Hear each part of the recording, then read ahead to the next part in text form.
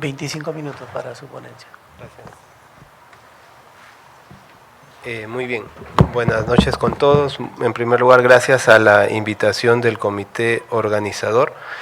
El día de hoy me invitaron a tratar un tema muy interesante, ¿no? Y que ha tenido ciertas novedades en cuanto al diagnóstico y al tratamiento, ¿no? Vamos a tratar, bueno, el conflicto de intereses. No trabajo para ningún laboratorio, trabajo en eSalud y soy docente de la universidad. Vamos a tratar de hablar sobre la importancia del ictus o del ACV o del infarto cerebral, identificar cómo se hace un pequeño resumen de la identificación temprana, las imágenes que se utilizan y qué criterios debemos tener. Y quizás lo más importante de esta charla, esta presentación, va a ser qué nos trajo las nuevas guías, ¿no? La nueva guía sobre el manejo de infarto cerebral agudo y qué recomendaciones tenemos para nuestra práctica clínica, ¿no? Y bueno, generalmente ahora, como la mayoría de literatura es norteamericana, tenemos el stroke como término, ¿no? Sin embargo, el término para el castellano o el español se está generalizando, asumiendo que es el ictus, ¿no? Que es el sinónimo de stroke. Y bueno, sabemos que el stroke, clásicamente, el ictus puede ser isquémico o hemorrágico. El 80-85% son isquémicos y el 15% van a ser hemorrágicos. Lo que vamos a tratar de hablar hoy es referente al infarto cerebral, ¿no? Al infarto cerebral. El infarto cerebral, tenemos que aproximadamente el 70% de los casos es aterotrombótico, ¿no? Pero también podemos tener un buen porcentaje cardioembólico y otras causas, ¿no? Infartos lacunares y otros problemas, pero principalmente esto, ¿no? Y dentro de este grupo también tenemos los clásicos TIA o AIT, ¿no? Los accidentes o eventos isquémicos transitorios. Generalmente se refiere 24 horas como el tiempo, ¿no? de duración de los síntomas. En el transitorio hay una recuperación completa de los síntomas, ¿no? Entonces, lo que vamos a hablar el día de hoy es específicamente sobre este punto, el ictus isquémico o el infarto agudo, cerebral agudo. ¿Por qué es importante?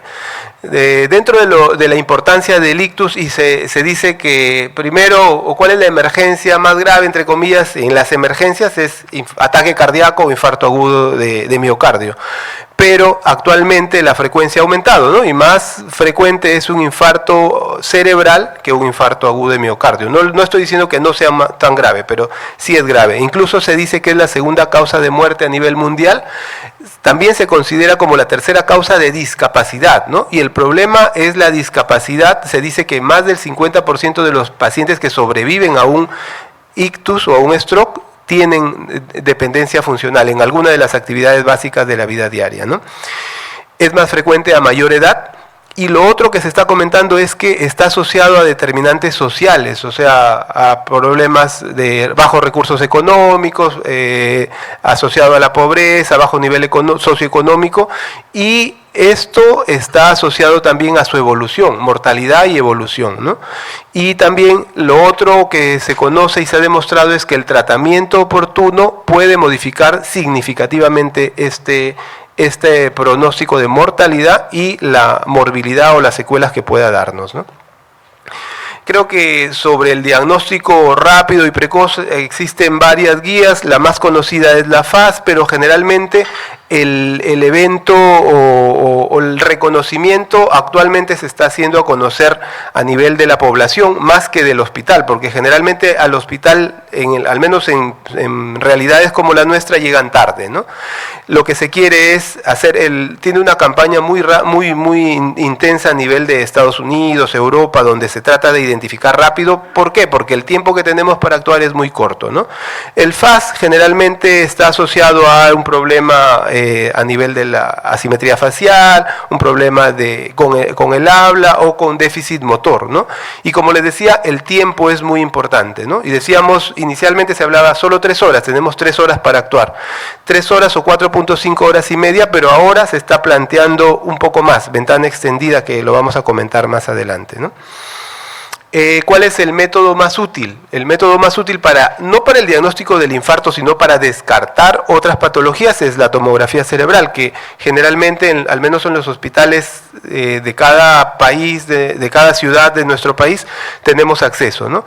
Y simplemente tomografía cerebral sin contraste. ¿Para qué? No para ver el infarto, sino para ver que no existe hemorragia, ¿no? Y si es que ya vemos un infarto ahí, este no es un infarto agudo, ya ha pasado, tiene que pasar más de 48 horas o por más de 24 para que se pueda evidenciar. Entonces, en imágenes, generalmente la tomografía cerebral sin contraste es lo más importante. Por supuesto que hay otras imágenes que después vamos a comentar brevemente, ¿no?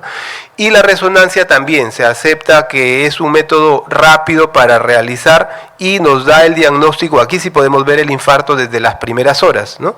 A diferencia de la tomografía. Es un poquito más sensible y específica, pero no tenemos la accesibilidad adecuada para todos, en todos nuestros medios. Generalmente, incluso ni en los hospitales grandes de salud tenemos el acceso rápido para las resonancias, ¿no? Hablando de infarto cerebral. ¿Cómo se determina la severidad? ¿No? Una cosa es sospecharlo, luego tenemos que diagnosticarlo o descartar las contraindicaciones y bueno, luego tenemos que ver la severidad. Para identificar la severidad ya está aceptado en la escala de NIS como la escala con mayor estudio, mayor evidencia para identificar esto, ¿no? Es complicada, sí, generalmente hay aplicativos en los celulares que tenemos tan accesible y podemos hacer una escala completa, ¿no? Demora, no es rápido, ¿no? Nos toma entre 5 y 10 minutos hacer una escala NIS completa, pero se debe hacer, y se debe hacer para poder cuantificar o clasificar, ¿no? Los tipos o la gravedad o severidad del ictus, ¿no? Estamos hablando, lo normal es 0, el máximo puntaje es 42 y decíamos que se cataloga como infarto menor, moderado, severo y infarto muy extenso, ¿no? Entonces siempre tenemos presente esto, el valor, ¿no? Generalmente se decía de 6 a 22 de valor en escala de NIS, vamos a dar tratamiento activo o trombolisis, pero ahora algunos han cambiado, ¿no? Y otro método de imagen para ver la magnitud, tenemos la escala ASPEX, ¿no? Que es una escala visual basada en una tomografía, ¿no? Son los criterios de Alberta, el grupo de Stroke de Alberta, donde se requiere una tomografía simple, sin contraste, en 2 niveles. Uno a nivel de los ganglios basales y allí le da un puntaje a las áreas, ¿no? Esta clasificación se hizo inicialmente para la cerebral media, el territorio de la cerebral media, ¿no? Y tenemos 10 áreas que se registraron, ¿no? Tenemos a nivel del M1, M2 y M3 sobre la parte anterior, media y posterior de la cerebral media, los ganglios basales también, al que se le asignó un puntaje, y en el siguiente corte, que es un poco más alto a nivel de los ventrículos, también, anterior, medio y posterior. ¿Cómo se cataloga el puntaje de ASPEX? 10 puntos es normal. Y se le va disminuyendo un punto por cada zona afectada. O sea, si es que hay problema isquémico, diríamos que existe una hipodensidad de ese nivel, ¿no? Esto es un criterio de severidad y de extensión. Más que para dar el tratamiento, nos sirve para contraindicar el tratamiento, como lo vamos a ver posteriormente. Y la novedad es que ahora también hay un aspecto para circulación posterior, ¿no? En otros cortes, donde en uno se toma el tálamo como punto de corte, el tálamo y el territorio occipital, un punto cada uno, otro a nivel del mesencéfalo se le da 2 puntos, otro a nivel del puente cerebral y a nivel de los hemisferios del cerebelo, ¿no? Igual, en este también suman 10 puntos, ¿no? El 10 es normal y vamos disminuyendo por cada zona que esté afectada. Entonces ya decíamos que para ver la severidad de stroke o de ictus tenemos NIS, escala de NIS clínicamente, y no se hace una sola vez, se puede repetir constantemente para ver evolución del paciente y del tratamiento. Y el aspecto que es tanto para cerebral media como para cerebral posterior. Esto es un resumen del fluxograma que ya tenemos. Nosotros tenemos el paciente con sospecha de infarto cerebral. Tenemos aquí el tiempo por ahora aceptado es de 3 a 4.5 horas. ¿Por qué? Pensando en trombolisis, ¿no es cierto? Si el paciente es tributario de trombolisis, tenemos que hacerle inmediatamente la trombolisis. ¿Para qué? Para tratar de rescatar el mayor tejido cerebral viable posible y evitar la mortalidad en primer lugar y las complicaciones o las secuelas a largo plazo, ¿no? Entonces, dentro de los criterios de elegibilidad para la trombolisis en ictus, tenemos, les decía primero, decían 3 horas hasta 4.5 horas como un tiempo ampliado, pero ese es el tiempo puerta, o mejor dicho, de inicio de síntomas hasta aplicar la trombolisis, ¿no? No es desde que llega al hospital, sino desde que inició los síntomas hasta esto. Generalmente la guía era para mayores de 18 años, no se trombolizaba a un paciente que tenga NIS más de 25, sí a los que tienen menos de 25. Se decía que a los que tenían NIS menos de 6 habría que evaluar cuál era su secuela, si afectaba su trabajo, podría trombolizarse, si no, no. El paciente no debería estar tomando anticoagulantes, no debería haber sangrado a nivel de la tomografía cerebral ni lesión isquémica extensa, ¿no? Que afectara por lo menos 1/3 de la cerebral media. Y la recomendación era el alteplase, ¿no? El alteplase es un tratamiento que podemos darlo en emergencia. La recomendación de dosis es 0.9 miligramos por kilo con una dosis máxima de 90. Inicialmente el 10%. En un bolo de 1 minuto y después en 60 minutos terminar la infusión, ¿no? Y también incluso los pacientes que eran tributarios de trombectomía debería hacerse la trombolisis, ¿no? Porque esto mejoraba el pronóstico. El otro tratamiento propuesto y para el que se debe identificar rápido al paciente es la trombectomía endovascular, ¿no? La trombectomía endovascular se indica cuando el infarto cerebral se da por oclusión de un vaso grande, arteria carótida o arteria cerebral media, y dentro de las primeras 6 horas de inicio de síntomas, ¿no? Generalmente cuando teníamos en la tomografía el signo de la cuerda, donde se veía la arteria ahí con el coágulo hiperdenso, se tenía la indicación, ¿no? Pero el gran problema de esto es que requiere un personal especializado, ¿no? Un neurocirujano que esté disponible y que pueda actuar en las primeras 6 horas, que generalmente no lo tenemos probablemente en los hospitales grandes en el turno de la mañana y en las clínicas donde está trabajando ahí, ¿no? Pero en nuestro medio no. En otros países, decía Norteamérica y Europa, sí se está propugnando formar este equipo de intervencionismo a nivel del ictus o stroke, ¿no? Y la otra escala que usamos para valorar la respuesta, generalmente al mes o a los 6 meses, es la escala de ranking modificada, pero también sirve como un criterio previo. O sea, si el paciente ya tenía una dependencia funcional muy importante, tendría que repensarse si es que se va a hacer la trombolisis o no, ¿no? En la escala de ranking modificada, el 0 es asintomático, totalmente normal, y el 5 es el más grave, ¿no? Que está totalmente dependiente. Bueno, 6 es equivalente a muerte del paciente, ¿no? Les decía que este año salió la nueva guía para el manejo del stroke isquémico agudo, de la AJA con la American Stroke Association, y esto ha planteado algunas otras cosas que debemos de tener en cuenta, ¿no? En primer lugar, lo que propugnan es que se forme un equipo de manejo de ictus o de stroke itinerante, o sea, no que el paciente vaya a llegar ahí, sino que el equipo llegue donde está el paciente. Y lo que proponen ahora es que se trate o se trabaje incluso desde el prehospitalario para enfocar a este paciente, darle la mayor rapidez y tratar de solucionar esto, ¿no? Antes se decía solo mayores de 18 años, ahora incluso en niños se está planteando evaluar el caso y si es necesario hacer la trombolisis, ¿no? Incluir al equipo de prehospitalario, incluir también la telemedicina como apoyo para el manejo de este paciente, ¿no? La recomendación se dice si el paciente es tributario de un manejo avanzado, una trombectomía, por ejemplo, la derivación debería hacerse al hospital de mayor complejidad, que todavía en nuestro país tenemos muchos problemas por esto, ¿no? Y continuar con el manejo multidisciplinario y un seguimiento y monitorización adecuada. Pero, ¿qué es lo que nos cambia en esta guía, ¿no? Nos habla de la trombólisis en ventana ampliada. Antes decíamos era solo 4.5 horas, ahora dice que podría ser hasta las 9 horas de inicio de síntomas del stroke. Y aquí también habla e incluye del stroke o del ictus del despertar, que generalmente sucede en personas mayores, ¿no? Van a dormir, no vieron cómo, o lo vieron irse a dormir tranquilo, pero al ir a despertar no despierta, tiene el déficit neurológico y no saben a qué hora fue. Si fue recién al levantarse, dicen los estudios que generalmente entre 4 y 6 de la mañana ocurren estos ictus en este tipo de pacientes, ¿no?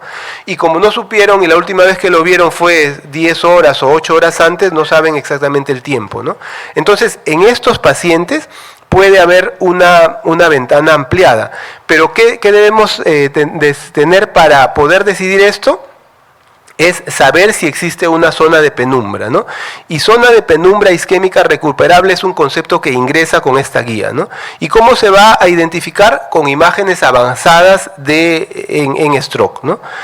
¿Qué otra cosa cambia aquí también? Que en las oclusiones de arteria basilar o pueden incluso trombolizarse hasta 24 horas después de inicio de síntomas con un NIS mayor o igual a 10, ¿no?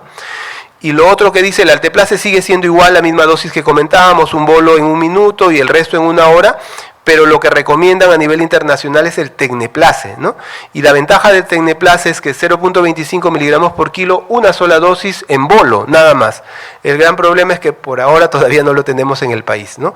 Los estudios generalmente comparan estos dos medicamentos, incluso dicen que el tecneplase tiene mayor potencia para lisar trombos más grandes, ¿no? En las arterias, pero lo consideran como equivalente en cuanto al nivel de evidencia. Y hablando de imágenes avanzadas, el concepto que les decía, ¿no? Tenemos el infarto, pero generalmente en las horas de evolución hay una zona central, core, el núcleo, donde ya el infarto está establecido y no tenemos tejido viable o recuperable, ¿no? Sin embargo, tenemos una penumbra alrededor, que a veces está mantenida por circulación colateral, que hay pequeña circulación colateral, pero hay, ¿no? Y luego una zona de oligoemia. Entonces, las imágenes avanzadas tratan de detectar qué porcentaje de penumbra es y qué porcentaje es recuperable para poderlo tratar. Dos tipos de imágenes avanzadas que creo que la tomografía con perfusión cerebral es la más accesible para nosotros. Incluso en el Rebagliati el mes pasado ya se está implementando. O sea, es una tomografía donde requiere una administración de contraste menor al contraste utilizado cuando se hace una tomografía cerebral con contraste, la angiografía, ¿no? Y lo que hace es tratar de identificar algunos parámetros, ¿no? Flujo sanguíneo cerebral, volumen cerebral, sanguíneo cerebral y el tiempo de tránsito medio. Entonces, estos 3 puntos son lo que maneja, ¿no? Es complicado, pero al final nosotros no vamos a hacer este análisis, sino el médico, el radiólogo, nos va a dar el informe y nos va a decir, pero tenemos que saber más o menos cómo funciona, ¿no? Nos da o le da a la máquina y la máquina necesita unos software especial para que haga estos mapeos, ¿no? Del flujo sanguíneo, del volumen sanguíneo y del tiempo que demora el paso del contraste de una arteria a una vena, y con esto nos puede decir cómo está un poco antes de que se manifieste la imagen hipodensa en la tomografía simple sin contraste, ¿no? Ese es el concepto que se agrega, ¿no? La penumbra, o sea, hay una zona de perfusión normal, una zona de hipoperfusión, pero aquí tenemos dos, ¿no? La que es del infarto en sí y la que es de la penumbra, que es la recuperable, y si tenemos un buen porcentaje de esto podemos actuar para mejorar. Aquí, por ejemplo, ¿no? Tenemos una tomografía que todavía se ve, no se ven lesiones hipodensas, pero en la imagen de perfusión ya vemos que existe un daño, y eso lo podemos ver en las primeras horas, ¿no? Y esto nos puede decir qué daño o qué penumbra hay recuperable, y entonces indicar la trombolisis en ese periodo ampliado que les estaba comentando. Y la otra técnica de imagen avanzada es la resonancia magnética en ictus, ¿no? Resonancia magnética sabemos que van a llevarlo, demorar 20, 30 minutos para hacer la resonancia, pero cuando hay infarto agudo, infarto cerebral agudo, no es el protocolo clásico, sino es un protocolo más rápido.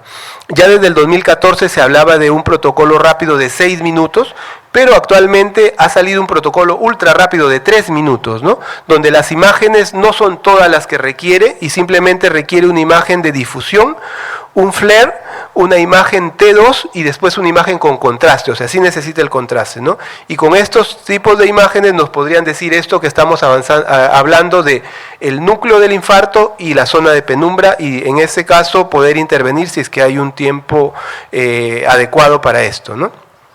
Contraindicaciones relativas existen varias.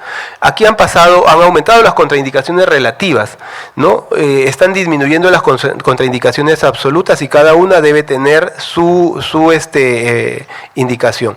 Las absolutas siempre vamos a tener hipodensidad severa, neoplasias, hemorragias, neurocirugías recientes y otras, ¿no? Recordar siempre las complicaciones del infarto, el infarto maligno, que es un infarto extenso que produce edema cerebral y compromiso del paciente, o la transformación hemorrágica, ¿no? A lo que todos le tenemos miedo y por eso tienen miedo de trombolizar, pero cuando es un infarto extenso va a ir a transformación hemorrágica y eso hay que tenerlo en cuenta, ¿no? En cuanto al monitoreo tenemos algunos aspectos, ¿no? Nosotros generalmente es difícil, poco porcentaje de pacientes que lleguen con un ictus van a llegar en el tiempo adecuado, en periodo de ventana para poder actuar con la trombolisis, pero debemos siempre manejar, ¿no? La guía última dice, debemos monitorizar un monitoreo estricto por 48 a 72 horas, el manejo de la presión arterial es adecuado. Ojo, aquí dice, no debemos hacer un manejo intensivo de la presión arterial en el inicio, ¿no? No bajarla a menos de 140 porque empeora el daño en el paciente. Si no se tromboliza, solo bajar la presión si es que la presión es mayor a 220 con 120. Y si el paciente es candidato a trombólisis, sí debemos mantenerla de 185 con 110, ¿no? Las glucosas también. No se recomienda el manejo glicémico intensivo, o sea, no bajarla de 130, pero sí mantenerla entre 130 y 180 para evitar el daño, porque hiperglicemia también produce mayor daño en el tejido isquémico y en la zona de penumbra. Y la temperatura corporal, mantener una temperatura normal, tratar la fiebre si es que hay, pero no bajar, no hipotermia, porque antes decía hipotermia para mejorar, eso tampoco. Y creo que para ir terminando por aquí decimos en cuanto a antiagregantes, ¿no? En el infarto menor o en el TIA se dice que debe darse doble antiagregación desde el inicio del paciente. Debemos tener cuidado para iniciar antiagregantes en infartos extensos porque nos viene el sangrado, la transformación hemorrágica, ¿no? Y en los pacientes anticoagulados no necesitamos anticoagular en el manejo agudo del ictus, pero si tenía una condición previa para anticoagulación, iniciarla entre los 4 y 14 días dependiendo del paciente. Y lo que sí se recomienda es el uso de estatinas como efecto neuroprotector, limitar el daño y un efecto endotelial antitrombótico, ¿no? Y creo que esto era lo que quería conversar, ¿no? Muchas gracias. Agradecemos al doctor su presentación. ¿Alguna pregunta del auditorio para el doctor? Doctor, yo le quería hacer una pregunta. En el Hospital Loaiza, hace unos 10 años más o menos, el Laboratorio Ferrer quiso colocar una unidad de stroke con todo el equipamiento. El problema es que los pacientes nunca llegaban en el periodo de tiempo, ¿no? Y esa es una realidad. Le pregunto, acá en el hospital, en el Perú, ¿existe unidad de stroke? ¿Puede comentarnos eso, por favor? Sí, doctor, muchas gracias. Hay incluso unas acreditaciones que están llevándose a nivel internacional. Específicamente el Hospital Rebagliati desde hace 2 años inició una implementación de la unidad de stroke donde participamos médicos que trabajamos en la emergencia, pero también neurólogos, ¿no? Y con los médicos de imágenes, ¿no? La verdad no tiene un funcionamiento perfecto, pero se ha avanzado mucho, ¿no? Entonces, ¿cuáles son los pasos para implementarlo? Primero, capacitar al personal. Los médicos de emergencia y neurólogos que hacen guardias deben estar capacitados en evaluar el NIS, el ranking, la detección rápida. Y, por ejemplo, en la emergencia, cuando a triaje llega un paciente con sospecha de stroke y está en el periodo de ventana, menos de 4.5 horas, pasa shock trauma de frente, ¿no? Así no esté en riesgo vital, ¿no? pasa a shock trauma y ya se ha acordado para hacer la tomografía rápido. Entonces pasa a shock trauma, vemos la tomografía y si tiene criterios o indicaciones de trombolisis, se queda ahí y ahí se hace la trombolisis. Ha aumentado mucho el manejo, por supuesto la gran mayoría sigue llegando fuera del periodo de ventana, ¿no? Pero se tiene varios resultados, ¿no? Podríamos decir que por mes tendríamos en el tiempo que ha pasado unos 15, 20 por mes más o menos, ¿no? O sea, pero el hospital que es un hospital bastante grande, ¿no? Y sí se puede implementar. Sé que en algunas clínicas también, y la institución que daba esta acreditación vino de Río, de Sao Paulo, de Brasil, a nivel latinoamericana, y estaba tratando de buscar. Creo que una clínica particular también me entró en esto de la capacitación y da un certificado, un centro que maneja stroke, ¿no?